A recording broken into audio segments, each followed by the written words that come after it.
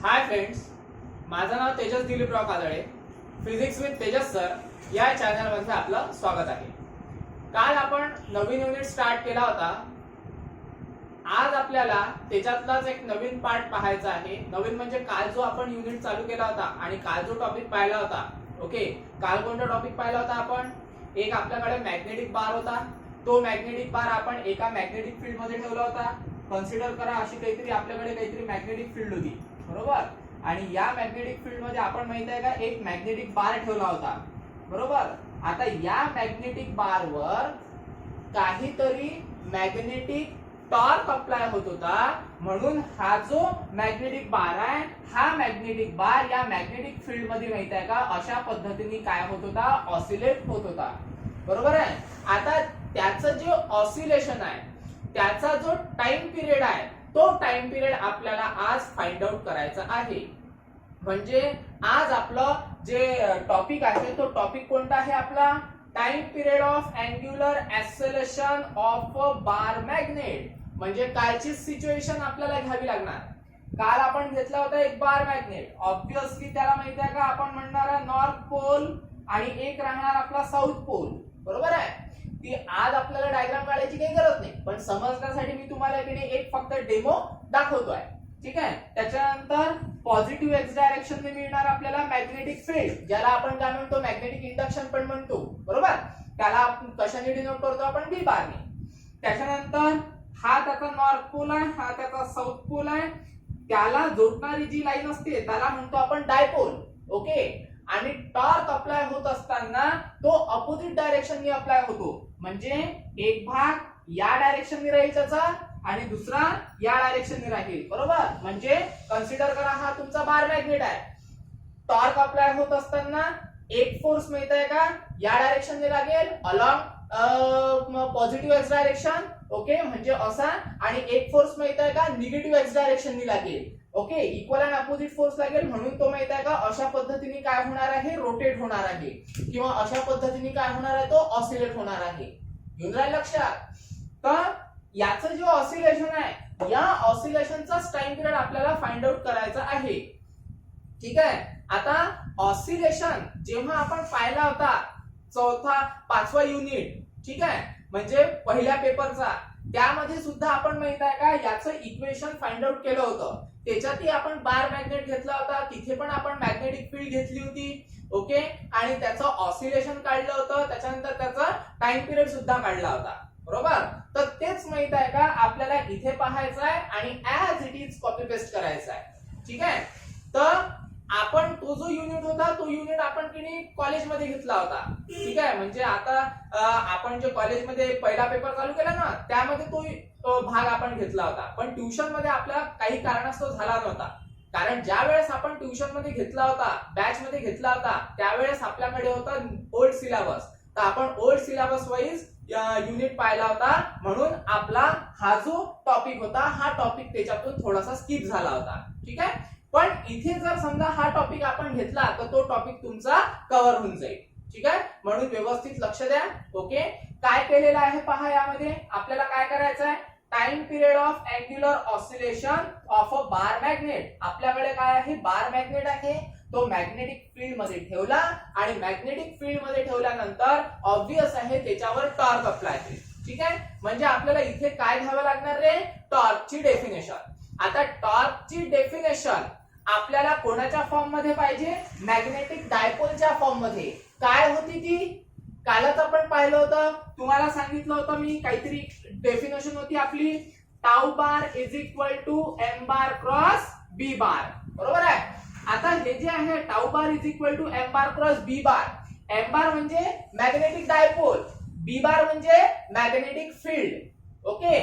त्याच्यानंतर लागेल तर लिहत असताना असं लिहू आपण, according to the torque acting on body. म्हणजे टॉर्क जर समजा की बॉडीवर अप्लाय होत असेल तर आपल्याला किती मिळणार? तर अकॉर्डिंग टू नाही लिहू आपण, सरळ सरळ लिहू, the torque acting on a body is given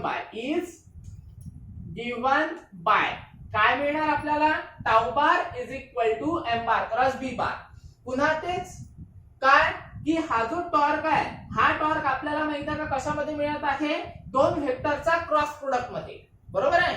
आता तुम्ही माहित आहे का फिजिक्स मध्ये पण शिकले असाल आणि मॅथ्स मध्ये पण शिकले असाल, व्हेक्टर मध्ये काय शिकले असाल तुम्ही, की जर समजा आपल्याकडे दोन व्हेक्टर आहेत ए बार आणि बी बार, ओके, आणि याचा जर समजा आपण क्रॉस प्रोडक्ट घेतला तर आपल्याला माहित आहे का एक अँगल मिळतो आणि तो जो अँगल राहतो तो राहतो साइन थिटा, ओके, आणि ए बार क्रॉस बी बार आपल्याला मिळेल ए बी साइन थिटा, ठीक आहे. तसंच मग आता पहा आपल्याकडे माहित आहे का ए बारच्या जागेवर आहे एम बार, बी बारच्या जागेवर बी बारच आहे, म्हणजे ए च्या जागेवर आपल्याला ठेवावं लागेल एम, ओके, आणि बी बारच्या ठेवावं लागेल आपल्याला बी, आणि या दोघांमधला जो प्रोडक्ट आहे तो क्रॉस प्रोडक्ट असल्या कारणाने आपल्याला काय मिळणार तर साइन थिटा मिळणार, ठीक आहे. म्हणजेच मग आपल्याला माहित आहे का एम बार क्रॉस बी बारच्या जागेवर काय ठेवता येते एम बी साइन थिटा. ठेवा मग काय ते पहा काय मिळणार आपल्याला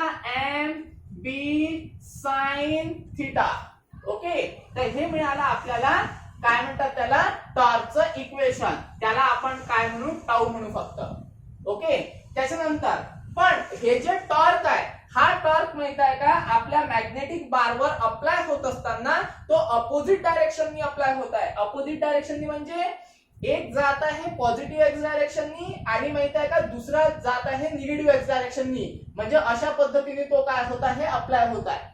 मग अपोजिट डायरेक्शननी जर समजा अप्लाय होत असेल म्हणून मग आपल्याला इथे माहित आहे का निगेटिव्ह साइन घ्यावी लागेल, ओके. म्हणजे टाऊ इज इक्वल टू काय मिळालं आपल्याला मायनस एम बी साइन थिटा, ओके. तर याला म्हणू आपण इक्वेशन नंबर 1. त्याच्यानंतर आता माहित आहे का अजून आपल्याकडे टॉर्कची डेफिनेशन आहे, ठीक आहे. तर लिहत असताना आपण असं लिहू की बा according to the definition of torque, ठीक आहे. टॉर्कच्या डेफिनेशनच्या अनुसार ती टॉर्कची डेफिनेशन आपण रोटेशनल डायनॅमिक मध्ये पाहिली होती. रोटेशनल डायनॅमिक मध्ये म्हणजे जेव्हा आपण रोटेशनल मोशन पाहिला होता ना त्या रोटेशनल मोशन मध्ये आपण पाहिली होती काहीतरी ती डेफिनेशन आपल्याला मिळाली होती tau is equal to I into alpha, बरोबर. आय म्हणजे moment of inertia of body, alpha म्हणजे अँग्युलर ऍक्सेलरेशन ऑफ बॉडी. आता अँग्युलर ऍक्सेलरेशन का बरं, कारण ही जी बॉडी आहे ही बॉडी माहित आहे का रोटेट होत आहे आणि ज्याही वेळेस बॉडी रोटेट होत असेल त्यावेळेस आपल्याला काय मिळत असते अँग्युलर ऍक्सेलरेशन, आणि त्या अँग्युलर ऍक्सेलरेशनला आपण कशाने डिनोट करत असतो अल्फानी. त्याच्यानंतर या मॅग्नेटिक बारचा जो मोमेंट ऑफ इनर्शिया आहे तो मोमेंट ऑफ इनर्शिया आपल्याकडे आय आहे, ओके, आणि टाऊ म्हणजे टॉर्क. तर ही डेफिनेशन आपल्याला मिळाली होती tau is equal to I alpha. मग आता काय होते पहा दिस एम्प्लाइज, याला थोडंसं आपल्याला सॉल्व्ह करावं लागते. कसं करायचं बघा, टाऊ ऍज इट इज, त्याच्यानंतर आय म्हणजे moment of inertia as it is, कारण आणि अल्फा, अल्फा म्हणजे काय अँग्युलर ऍक्सेलरेशन. अँग्युलर ऍक्सेलरेशनची डेफिनेशन काय होते रे, अँग्युलर ऍक्सेलरेशन म्हटलेलं आहे. तर ऍक्सेलरेशनची डेफिनेशन काय असते वेलोसिटी अपॉन टाइम, बरोबर. मग इथे अँग्युलर ऍक्सेलरेशन आहे तर मग आपल्याला डेफिनेशन काय मिळणार angular acceleration with respect to time, बरोबर आहे. म्हणजेच काय मिळेल आपल्याला अँग्युलर ऍक्सेलरेशनची डेफिनेशन काय अँग्युलर वेलोसिटी, ओके. हा angular velocity with respect to time. मग अँग्युलर ऍक्सेलरेशन म्हणजे अँग्युलर वेलोसिटी. अँग्युलर वेलोसिटीने कशाने डिनोट करतात रे, अँग्युलर वेलोसिटीने डिनोट केलं जाते ओमेगा, बरोबर. म्हणजे मग डी ओमेगा म्हणजे आपल्याला काय करावं लागेल change in angular velocity with respect to time, okay. With respect to time म्हणजे सरळ dt, म्हणजे डी ओमेगा बाय dt हे कोणाची डेफिनेशन आपल्याला मिळालेली आहे अँग्युलर ऍक्सेलरेशनची, ओके. तर मग एक काम करा या अल्फाच्या जागेवर ही डेफिनेशन काय करा पुट अप करा, काय ते पहा आन्सर मिळेल आपल्याला डी ओमेगा अपॉन dt, ठीक आहे. म्हणजे काय मिळेल आपल्याला this implies tau is equal to I into, आता एक काम करतो मी पुन्हा ddt म्हणजे बाहेर काढून घेतो, ओके. आता मला माहित आहे का ओमेगाची पण व्हॅल्यू पाहिजे. ओमेगा म्हणजे रे अँग्युलर व्हेलॉसिटी. ओके, मग व्हेलॉसिटीची डेफिनेशन काय असते? Displacement upon time. मग जर समजा आपल्याकडे अँग्युलर व्हेलॉसिटी असेल तर मग आपल्याला अँग्युलर व्हेलॉसिटीची डेफिनेशन काय मिळेल? Angular displacement with respect to time. मग अँग्युलर डिस्प्लेसमेंटला कशाने डिनोट केलं जाते? थीटानी. म्हणून मग आपल्याला काय मिळेल? डी थीटा, म्हणजे change in angular displacement. Okay, आणि विथ रिस्पेक्ट टू टाइम म्हणजे dt, म्हणजे डी थीटा बाय dt. कशाची डेफिनेशन आहे रे? ओमेगाची. तुमच्या लक्षात, म्हणजे अँग्युलर ऍक्सेलरेशन म्हणजे change in velocity with respect to time. Angular velocity म्हणजे change in displacement with respect to time. तुमच्या लक्षात, तर ह्या डेफिनेशन लक्षात ठेवायच्या. मग आता एक काम करा, काय करावं लागेल आपल्याला पहा. दिस एम्प्लाइज टाउ पुन्हा ऍज इट इज, आय पण ऍज इट इज, डीडीटी हे सुद्धा ऍज इट इज. ओके, आता ओमेगा. ओमेगाची काय डेफिनेशन आहे आपल्याकडे? D theta by dt. टाका इथे व्हॅल्यू. ओके, या ठिकाणी व्हॅल्यू टाका. काय मिळेल आपल्याला? D theta upon dt. ठीक आहे, सॉल्व करा. काय ते पहा. This implies tau is equal to I d into d d2. Okay, भरपूर जण याला माहिती आहे का डी स्क्वेअर वाचतात, पण त्याला डी स्क्वेअर वाचत नसतो, त्याला आपण काय वाचतो? d2.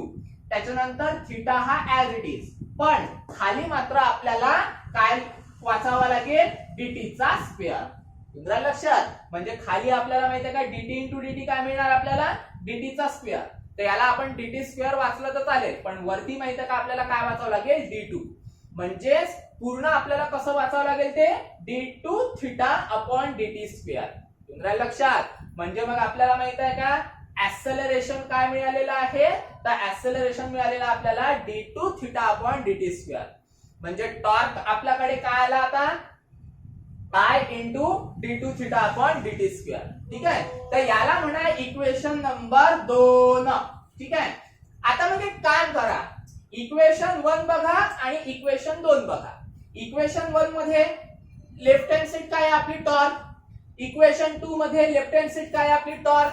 म्हणजे इक्वेशन 1 आणि इक्वेशन 2 ची लेफ्ट हँड साइड आपली सारखीच आहे, मग राईट हँड साइड सुद्धा सारखीच राहील. बरोबर ना? म्हणून मग की आपल्याला काय मिळते पहा. फ्रॉम 1 and 2 म्हणजे 1 आणि 2 वरून. 1 आणि 2 वरून काय मिळणार आपल्याला? लेफ्ट हँड साइड सारखी, तर राईट हँड साइड काय राहील? सारखीच राहील. तर मग एक काम करा, पहिले माहिती आहे का इक्वेशन 2 ची राईट हँड साइड बघा. काय मिळणार आपल्याला? I into d2 theta upon dt square. Okay, त्याच्यानंतर इज इक्वल टू इक्वेशन 1 ची लेफ्ट हँड साइड. इक्वेशन 1 ची लेफ्ट हँड साइड काय आहे? Minus mb sine theta. त्या मग minus mb sine theta. Okay, त्याच्यानंतर आता पहा काय होते बघ. ठीक आहे, याचं काम झालं. आता डायग्राम नाही काढली तरी चालेल, फक्त समजण्यासाठी काढली होती मी. पहा आता पुन्हा ते इक्वेशन लिहितो मी. काय आता? ai into d2 theta upon dt square is equal to minus mb sine theta. पण आता जर समजा थीटा हा खूप स्मॉल असेल, म्हणजे थीटा इज व्हेरी स्मॉल. ठीक आहे, म्हणजे जर समजा अँग्युलर डिस्प्लेसमेंट आपलं खूपच स्मॉल असेल, तर आपण सरळ माहित आहे का साइन थीटा हा अप्रॉक्सिमेटली इक्वल टू काय ठेवत असतो? थीटा. ओके, म्हणजे जर समजा थीटा म्हणजे अँग्युलर डिस्प्लेसमेंट हे एकदम स्मॉल असेल, म्हणजे कन्सिडर करा हा आपला काय होतं रे? बार मॅग्नेट. जर समजा की हा खूप जास्त रोटेट झाला तर साइन थीटा इट्स ओके, पण एकदम मायन्यूट चेंज झाला म्हणजे फक्त एवढाच, तर थीटा हा खूप लहान आहे आपला, तर त्याला आपण डायरेक्ट कसं लिहू शकतो? साइन थीटाला डायरेक्ट आपण काय लिहू शकतो? थीटा लिहू शकतो. ओके, थीटा जर स्मॉल असेल तर sine theta is approximately equal to theta.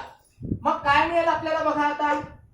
This implies I into d2 theta upon dt square as is equal to minus mb sine थीटाच्या जागेवर काय ठेवायचं आपल्याला? थीटा.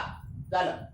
दिस एम्प्लाइज, आता एक काम करा, I इकडे काय आहे? मल्टिप्लायला. याचा तंगडा इकडे पुढे चालला जाईल तो डिवायडेडला. ओके, म्हणजे काय मिळणार आपल्याला? This employees d2 theta upon dt square is equal to minus mb upon I. कारण इकडे काय आहे तो मल्टिप्लायला, इकडे गेल्यानंतर काय होईल तो डिवायडेडला, आणि थिटा हा ऍज इट इज.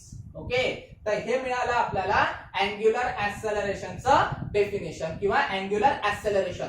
कोणाची अँग्युलर ऍक्सेलरेशन? त्या मॅग्नेटिक बारची अँग्युलर ऍक्सेलरेशन. ओके, त्याच्यानंतर आता काय होते पहा.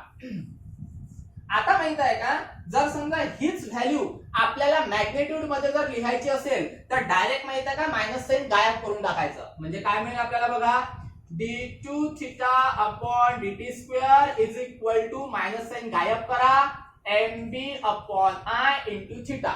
लागेल ते इथे लिहा. काय लिहायचं आपल्याला? In magnitude. ठीक आहे, मॅग्नेट्यूड जर समजा लिहायचं असेल आपल्याला तर मायनस साइन गायब करून टाकायचं. ठीक आहे, तर हे इक्वेशन मिळालं. आता आपण माहित आहे का मायनस साइन का बरं गायब केलं? मायनस साइन गायब करण्याचं कारण असं आहे की आपल्याला माहित आहे का, तो जो बार मॅग्नेट होता त्या बार मॅग्नेटचं ऍक्सेलरेशन फाइंड आउट नाही करायचं, आपल्याला त्याचा फाइंड आउट करायचा आहे टाइम पिरियड. तर टाइम पिरियड साठी माहित आहे का आपल्याला या इक्वेशनची गरज पडते. ओके, पहा कशी. तर आता घ्या टाइम पिरियड. टाइम पिरियड काय असतो रे? टाइम पिरियड ची डेफिनेशन काय असते?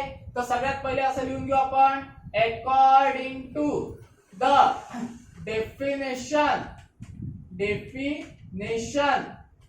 Of time period. Time period ची डेफिनेशन काय मिळते आपल्याला? तर टाइम पिरियड ची डेफिनेशन मिळते t is equal to 2 pi by under root. ठीक आहे, ऍक्सेलरेशन पर युनिट डिस्प्लेसमेंट. ठीक आहे, आपण ही जी डेफिनेशन आहे ही डेफिनेशन पाहिली होती ऑसिलेशन मध्ये. ऑसिलेशन जेव्हा आपण 5वा युनिट घेतला होता, ठीक आहे, बॅच मध्ये, त्यावेळेस आपण ही डेफिनेशन पाहिली होती. जर लक्षात नसेल तर थोडीशी नोट्स उघडून तुम्ही रेफर करू शकता. ओके, तर 2 पाय इज इक्वल टू काय म्हणतात त्याला, अंडर रूट ए म्हणजे ऍक्सेलरेशन पर युनिट डिस्प्लेसमेंट. पण आपल्या इथे माहित आहे का ऍक्सेलरेशन नाही आहे, आपल्या इथे आहे अँग्युलर ऍक्सेलरेशन. म्हणून मग आपल्याला काय करावं लागेल, ए च्या जागेवर ठेवावं लागेल अँग्युलर ऍक्सेलरेशन. आणि आपल्याला माहित आहे का आपल्या इथे लिनियर डिस्प्लेसमेंट नाही आहे, अँग्युलर डिस्प्लेसमेंट आहे. म्हणून मग माहित आहे का लिनियर डिस्प्लेसमेंटच्या जागेवर ठेवावं लागेल अँग्युलर डिस्प्लेसमेंट. लक्षात. म्हणजेच मग की आपली टाइम पिरियडची डेफिनेशन या टॉपिक मध्ये काय मिळणार आपल्याला, 2 पाय, त्याला म्हणा 2 pi, okay, upon under root angular acceleration per unit angular displacement.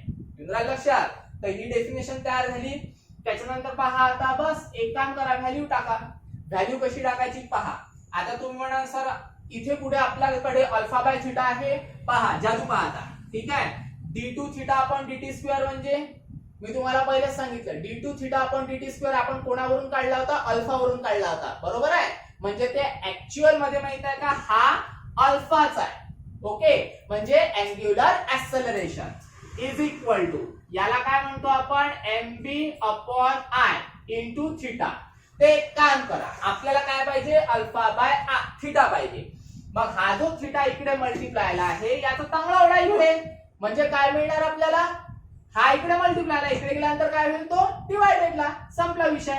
पहा म्हणजे काय मिळेल आपल्याला, तर alpha upon theta is equal to mb upon I. लक्षात. म्हणजे सरळ सरळ अल्फा बाय थिटाच्या जागेवर mb अपॉन I आपल्याला ठेवावं लागेल. ठेवा, मग काय ते पहा answer. This implies t is equal to, म्हणजे time period is equal to 2 pi upon under root alpha by theta. Alpha by theta is equal to mb by I. चलो, mb अपॉन I झालं. एक काम करा, आता काय करायचं आहे पहा. This implies time period is equal to 2 pi. ठीक आहे, mb बाय I खाली आहे, त्याला माहित आहे का वरती घेऊन जा. म्हणजे काय मिळेल, I वरती mb खाली, म्हणजे काय मिळेल आपल्याला, I अपॉन mb. लक्षात. तर ही आहे टाइम पिरियडची डेफिनेशन. कोणाच्या टाइम पिरियडची, तर आपल्या मॅग्नेटिक बारच्या टाइम पिरियडची. म्हणजे मॅग्नेटिक बार जेव्हा आपण युनिफॉर्म मॅग्नेटिक फील्ड मध्ये ठेवल्यानंतर तो जेव्हा माहित आहे का ऑसिलेट होईल आणि ऑसिलेट झाल्यानंतर जी त्याची टाइम पिरियड राहील तर तेवढा टाइम पिरियड आपल्याला मिळालेला आहे. फ्रिक्वेन्सी काढायचा असेल तर टाइम पिरियडचा रेसिप्रोकल करून टाकायचा. ओके, तर हे आहे आजचा आपला टॉपिक. हा टॉपिक काय आहे? Torque acting on a magnetic bar in uniform magnetic field. Okay, तो काल पाहिला आणि आज आपण त्याचाच काय पाहिला? टाइम पिरियड पाहिला. म्हणजे time period of magnetic bar oscillating in uniform magnetic field. म्हणजे युनिफॉर्म मॅग्नेटिक फील्ड मध्ये ठेवल्यानंतर त्याच्यावर टॉर्क अप्लाय झाल्यानंतर तो ऑसिलेट होईल तर तेव्हाचा टाइम पिरियड आपल्याला काढायचा होता. तर तो आपण काढलेला आहे. ठीक आहे, तर हे आहे इक्वेशन. तर अशाच पद्धतीचा कॉपी पेस्ट मारलेला आहे ऑसिलेशन मध्ये, म्हणजे 5व्या युनिट मध्ये. ठीक आहे, तर ते पण तुम्ही माहित आहे का सोबत सोबत काय म्हणतात त्याला प्रिपेअर करून टाका. आणि जर समजा काही अडचण आली तर तुम्ही मला फोन किंवा मेसेजद्वारे विचारू शकता. ठीक आहे, तर आज आपण स्टॉप करतो आहे. उद्याला नेक्स्ट लेक्चर मध्ये आपण काय म्हणतात त्याला दुसरा टॉपिक पाहू, एक नवीन टॉपिक पाहू. ठीक आहे, आज स्टॉप करतो आहे. धन्यवाद.